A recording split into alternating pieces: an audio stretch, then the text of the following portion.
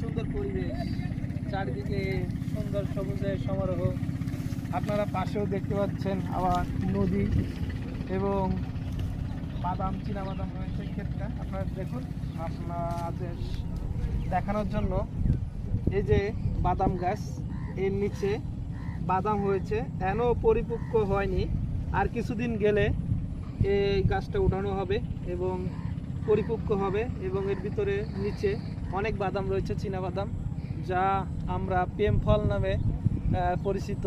আপনারা যেগুলো পার্কে বিভিন্ন জায়গায় একসাথে দুজনে সময় কাটান এবং সুন্দর সময় কাটানোর জন্য আপনাদের এই বাদাম খুবই দরকারি এবং সবার জন্য প্রয়োজন।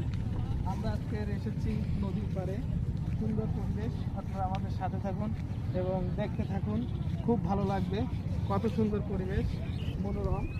এবং নদীর পাড়ে আসলে মন মানসিকতা এমনি পরিবর্তন হয়ে যায়, কারণ চারিদিকে নৌকা চলছে, এলোদুলে বাতাস, পাখি উড়ে যাচ্ছে নদীর পাড়ে, সেই বাতাসের শাঁসার শব্দ, এক মনোরম পরিবেশ।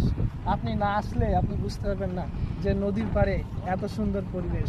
আপনি যখন আসবেন দেখবেন আপনার মন মানসিকতা অলরেডি পরিবর্তন হয়ে যাবে এবং আপনার মনে যদি কোনো দুঃখ কষ্ট থাকে আপনি তাৎক্ষণিকভাবে পরিবর্তন হয়ে যাবেন এবং আপনার মেন্টালি রিফ্রেশ হয়ে যাবে এবং আপনি সেই চিন্তা থেকে আপনি চলে যাবেন। এবং আপনার প্রকৃতির কাছে আসলে মানুষ যে পরিবর্তন হয়, আপনি একবার এসে দেখুন, আপনি বুঝতে পারবেন কত সুন্দর ভিউ এবং কত সুন্দর পরিবেশ। আমাদের সাথে থাকার জন্য আপনাকে অসংখ্য ধন্যবাদ।